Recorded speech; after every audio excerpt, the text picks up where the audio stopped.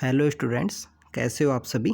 आज की डेट है 23 जुलाई 2022 और क्वेश्चन एंड आंसर सीरीज में आपका स्वागत है। तो अगर हम बात करें फ्रेंड्स इन क्वेश्चंस की, तो आप ये क्वेश्चंस बेसिकली न्यूज़पेपर के ऊपर बेस होते हैं। उनमें जो भी कोई डायरेक्टली या इनडायरेक्टली उन्हीं के ऊपर बेस होते हैं हमारे एग्ज़ाम के पैटर्न से। इसके अलावा फ्रेंड्स हम वोल्केनो आईएएस के द्वारा गाइडेंस प्रोग्राम लॉन्च किया गया है। अगर आपको गाइडेंस से रिलेटेड अगर कोई भी ज्वाइन करना है उसको गाइडेंस से रिलेटेड, तो आप ज्वाइन कर सकते हो।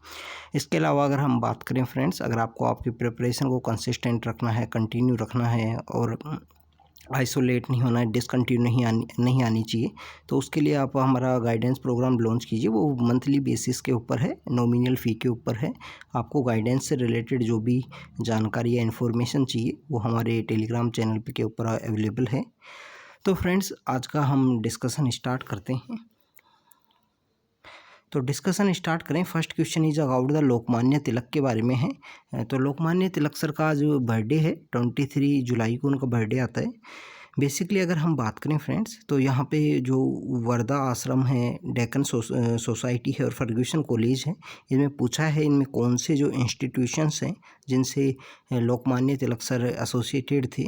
तो फ्रेंड्स यहाँ पे अगर हम बात करें तो वर्धा आश्रम बेसिकली जो हमारे मोहनदास करमचंद गांधी जी द्वारा इस्टेब्लिश किया गया था, क्योंकि गांधी जी ने आफ्टर द अगर हम बात करें जो सॉल्ट सत्याग्रह किया दांडी मार्च की 1930 में, तो दांडी मार्च के अंदर उन्होंने ओथ लिया था, ये प्लेज ली थी कि हम अब जब गुजरात जब भी आएंगे आज़ादी के बाद में, तो उन्होंने फिर अपना दूसरा जो आश्रम है जो इस्टेब्लिश किया था वर्धा के अंदर में। बेसिकली आज के टाइम में जो नागपुर का एरिया है वहाँ पे वर्धा है, तो वहाँ पे उन्होंने इस्टेब्लिश किया था। तो फ्रेंड्स ये इसमें नहीं हो सकता। अगर हम बात करें डेक्कन सोसाइटी की, तो डेक्कन सोसाइटी को तिलक साहब के द्वारा स्टार्ट किया गया था गोपाल गणेश आगरकर के साथ में 1884 के समय में। इसके अलावा अगर हम फर्ग्यूसन कॉलेज की बात करें, तो डेक्कन एजुकेशन सोसाइटी के थ्रू ही फर्ग्यूसन कॉलेज भी इस्टेब्लिशमेंट में आई थी। तो उसके वन ऑफ द फाउंडर थे तिलक सर 1885 में। तो 2 और 3 यहाँ पे करेक्ट है, तो डी यहाँ पे आंसर करेक्ट होगा। इसके अलावा लोकमान्य तिलक की अगर हम बात करें, तो इन्होंने होम रूल मूवमेंट में काफ़ी रोल प्ले किया था।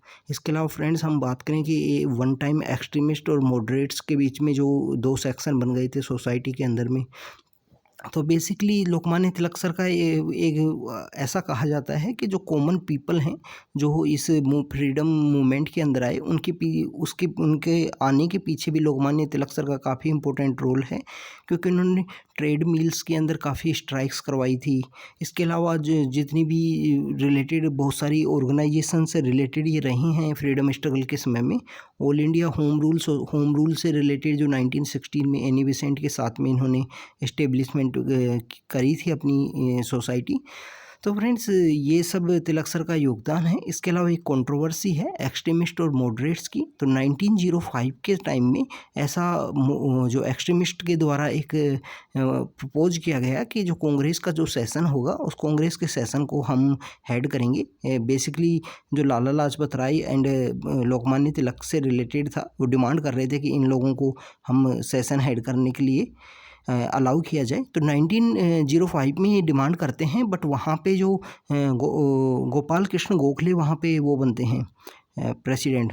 तो गोपाल कृष्ण गोखले यहाँ पे प्रेसिडेंट बनते हैं। फिर दादा भाई नौरोजी 1906 के अंदर प्रेसिडेंट बन जाते हैं। फिर 1907 का जो सूरत सेशन हुआ था उसके अंदर इनकी कंटिन्यू डिमांड थी एक्सट्रीमिस्ट की कि हमारी दो साल से हमारी मांग है जो नहीं मांगी जा रही है, नहीं हम माना जा रहा है। तो 1907 में तो हमारी जो मांग है वो मानी जाएगी। तो 1907 के अंदर यहाँ पे नहीं बनाया जाता है दोनों को ही, लाला लाजपत राय को भी नहीं बनाया जाता है और लोकमान्य तिलक को भी नहीं बनाया जाता है, बाल गंगाधर तिलक को।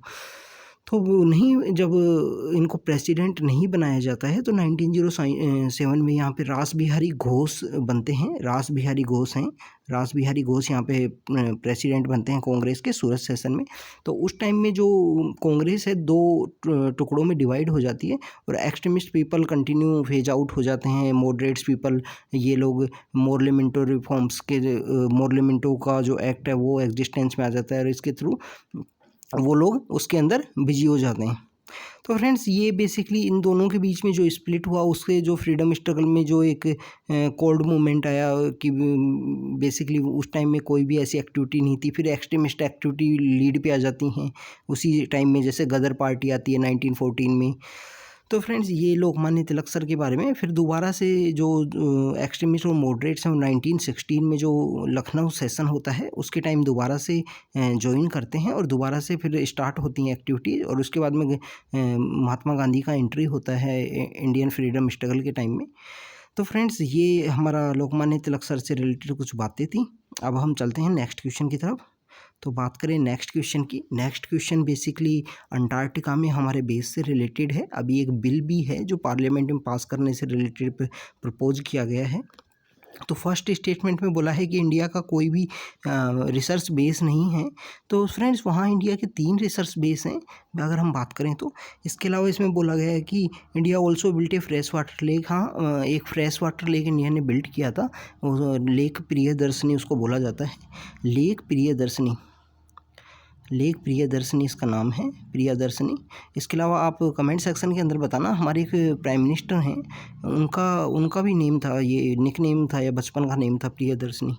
तो फ्रेंड्स अगर हम बात करें हमारे अंटार्कटिका की ट्रीटी की, तो अंटार्कटिका ट्रीटी बेसिकली 1959 में एग्जिस्टेंस में आती है फ्रेंड्स, और हमने जो ट्रीटी को जो साइन किया था वो 1983 में किया था।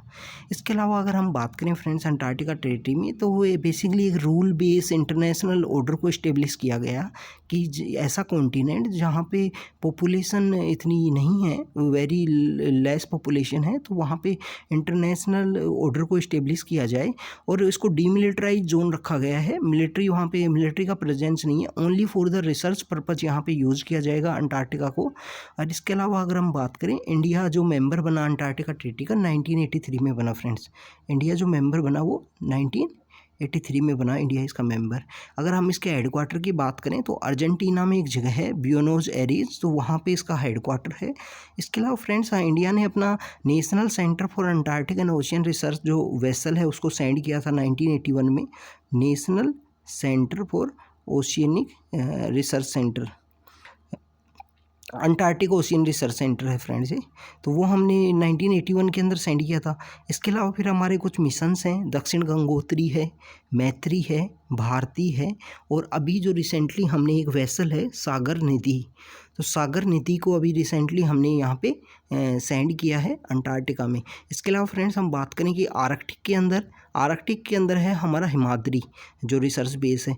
तो friends this is all about the Arctic and Antarctic की जो इन्फॉर्मेशन है हमको पता होना चाहिए। दक्षिण गंगोत्री, मैत्री और भारतीय हमारे वहाँ पे रिसर्च से रिलेटेड हैं। इनमें से कौन से का जो टाइम पीरियड है वो कंप्लीट हो चुका है या हमें पता होना चाहिए।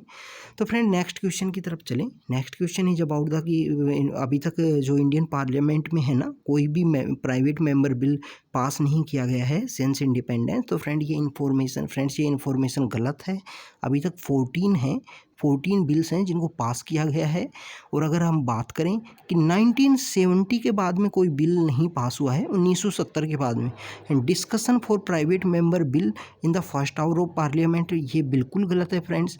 जो फर्स्ट आवर ऑफ पार्लियामेंट होता है वो तो क्वेश्चन आवर होता है, जिसमें बेसिकली अकाउंटेबल रखने के लिए, गवर्नमेंट को अकाउंटेबल रखने का एक बहुत ही अच्छा टूल है इंडियन पार्लियामेंट्री सिस्टम का, कि वहाँ क्वेश्चन पूछे जाते हैं।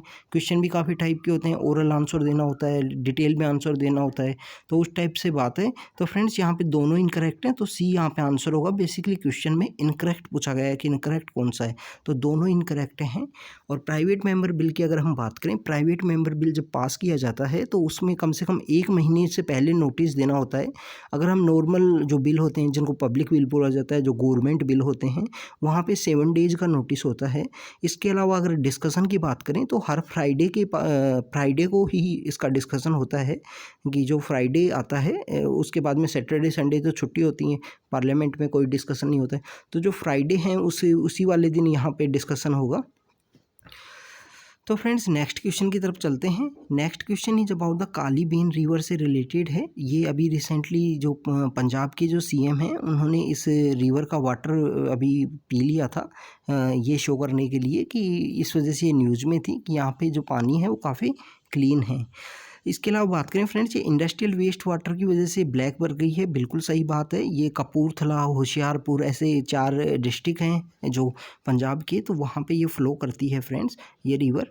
और अगर हम बात करें इसकी, तो ये बेसिकली सतलुज और जो ब्यास नदी का कन्फ्लुएंस है वहाँ पे मर्ज हो जाती है।